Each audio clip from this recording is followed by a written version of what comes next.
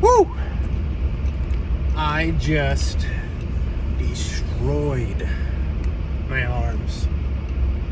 Man, there are not many lifts, not many pumps that you get that are as spectacular as an arm pump. One thing I've learned, I'm not at all, anything professional, or I don't compete, I don't do anything like that, but I've lifted for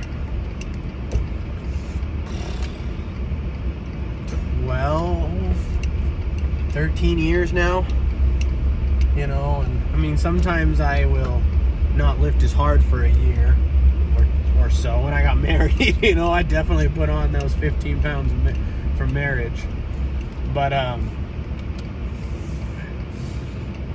always loved a good arm pump, and I've learned to do supersets of it, right? Which, if you don't superset, I'm not telling you what to do, but if you don't superset, you should give it a try, because it will tear you up. So what I mean by superset is, if I'm doing biceps, I'll do triceps right after a tricep lift, along with that rep, so 12 reps of bicep curls, and then 12 sets of overhead tricep extensions, and just do that the whole workout. Whew, it takes a little bit longer, I think I was in there for about 2 hours, but I did 8 sets of each, 8 lifts of 8 to 9 lifts of each, bicep and tricep, with 4 to 10, sets in each of those lifts. But one thing that just grinds my gears, I'm sitting in there, and the manager's gone home,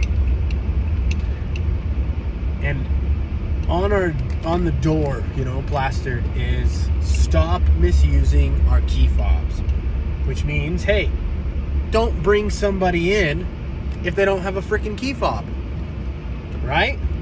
They're not paying for the use of the gym. They shouldn't get to use it. And in my 2 hours that I was there, after the manager wasn't even in when I got there, I watched 3 groups of people come in. 2 of those groups had 3 people that came in on 1 key fob, and the other group had 2 people that came in on, 1 other extra person. And granted, these people weren't coming in, they weren't throwing crap around, they weren't, messing around, but it's just the principle of honesty. And they're stealing, technically. And I just think that's so important.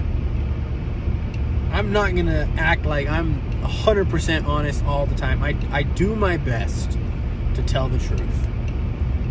And I don't really lie. Now, do I cheat on a lift and then write it down, say that I did 14 when I only did 13? Maybe. But that's to push me the next time, right? So when I go through and I look through my lifts and I see what I did last week, I'm like, okay, I did 14 reps of this. It's already in my brain. Okay, I can do 14 or 15. But this is different. This is lying, and this is being dishonest. And I just get so frustrated with it. And, not everyone is taught honesty growing up. And their parents don't always teach them honesty, and that's sad. There are some parents that, there are multiple reasons. They are just so busy that they don't pay attention to their kids, and their kids never learn that honesty. They don't teach them those lessons. Or there's parents that themselves are just straight up liars. Say they're going to do something and then never do it. Cheat on stuff. And I just, as a parent myself, I try really hard to help my kids understand honesty. If I say something, I'm probably gonna do it. I learned a great lesson from my dad growing up. He would never, and I mean never, say, yes, I will do that. Never. Because he was a businessman, right? And so sometimes he had to stay at work for extra hours. So he would never promise anything. He would never say he was going to do something because he didn't want to break his word. I even remember when, as a kid, I asked him, hey, I came home and I think I was in first or second grade, I don't remember, but I asked him, hey, don't lie to me. Is Santa Claus real? A spoiler, turn this off if you don't want anyone to hear the rest. But he looked at me and he says, don't lie? And I said, yeah, don't lie to me. And he goes, no, Santa Claus isn't real. He's like, me and your mom put the presents under the tree. And I was just like, what? But he was so honest that he wouldn't lie to me. And I was grateful for it. I can always count on him because he is trustworthy. Honesty and trust go a long way in life. And they're very important.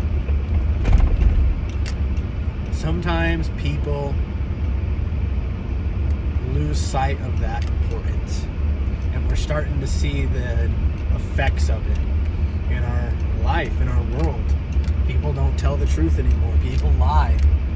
People get into such a habit of lying that they don't even really think about it anymore.